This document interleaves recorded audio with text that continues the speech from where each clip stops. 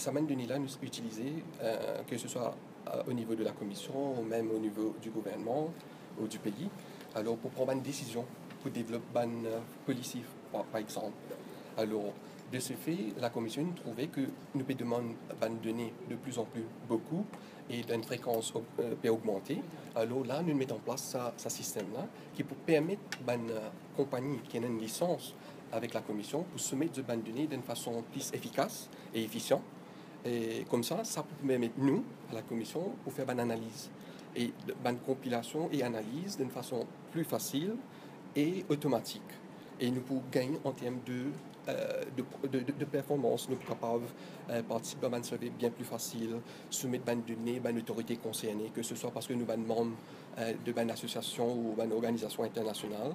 Alors, que je demande une information pour permettre de faire un assessment. Alors, les données, avant tout, sont disponibles de une licence.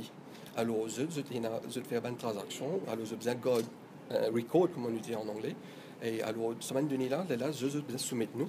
Là, nous faisons la compilation et analyse ensuite. Quand nous avons données précisément, c'est quoi qui nous est Alors là, plus spécifiquement, là, nous avons des données financières, non bancaires, parce que la commission est responsable pour le secteur non bancaire, secteur financier non bancaire. Par contre, la Banque de Maurice est responsable pour la partie secteur bancaire. Et ça va donner là, le public a accès, soit les restricted? Non. Toutes nos données qui nous collectées, bien sûr, les données individuelles ne sont pas accessibles parce qu'il y a une clause de confidentialité, mais par contre, les données-là nous compilent. Nous compilons par secteur d'activité et nous faisons une publication. Nous avons par exemple un annual report, nous avons un statistical bulletin et il est disponible sur notre site www.fscmauritius.org. Alors, tout ça, données-là, est disponible au public.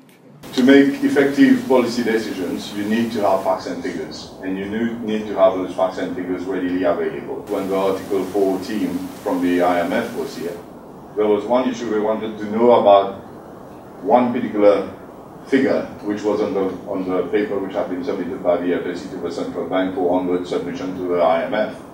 And the heading was Other Assets Held by Residents. And at one point in time, everybody thought it was money in bank accounts. And the IMF got a bit scared. They said this is a huge systemic risk because if you have a change of even 3, 4, 5% in that figure, then it could, damage our whole system. And we quickly ascertained that, in fact, when we were looking at how it all happens when HGBL1 is set up and how they set up a subsidiary, and when those assets that we were talking about was actually shares in those subsidiaries. It was not necessarily money into bank accounts. So this is a perfect example of an international organization like the IMF querying an issue whilst they are here in Mauritius. And because we don't have such a system, we have to rely on manual information, and we have to very quickly try to get people around to try and understand what the figure meant. Second example which comes to mind was the BAI case, when we had this whole issue about super cash bankroll. I mean, there were so many things that we had to ascertain quickly so that government could take swift decisions in terms of how to make sure that the policyholders don't suffer. And again, the FSC was crucial in terms of what information could be provided. But at that time, we didn't have a system like this. And then basically it took us a long time, not only to get those figures, but also to ascertain the veracity, the accuracy, the relevance of those figures so that we could make informed decisions. And then the third example which comes to mind was very recently when I was chairing the FSCC meeting with the operators of the sector present there. I wanted to know how many people were employed in the financial services sector in terms of global business activity in Mauritius. Because so many times I hear people say that there are 10,000 people working in the offshore sector or the GBL sector, sometimes 12,000, sometimes 15,000. You don't know which figure is the real one. So I asked the FSC to actually get in touch with all the management companies and ask them how many people they employed.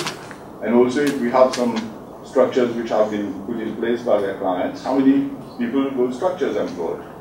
And guess what the figure is? 2,714 Mauritians who are employed in this sector in Mauritius.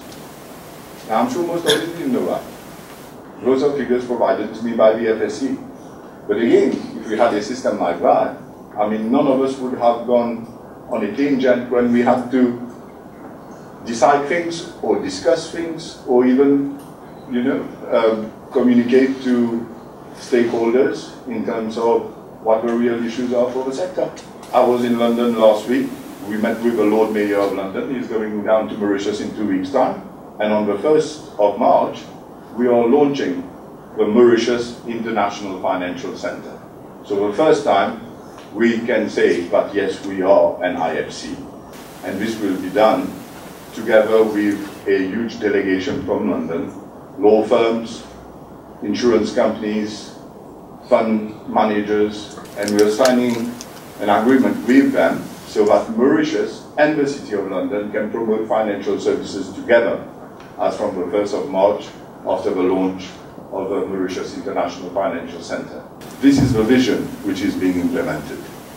This is the way we are moving away from being a tax-centric jurisdiction whilst protecting all the advantages that we have so far in terms of the tax treaties, but being alert to the fact that we need to expand.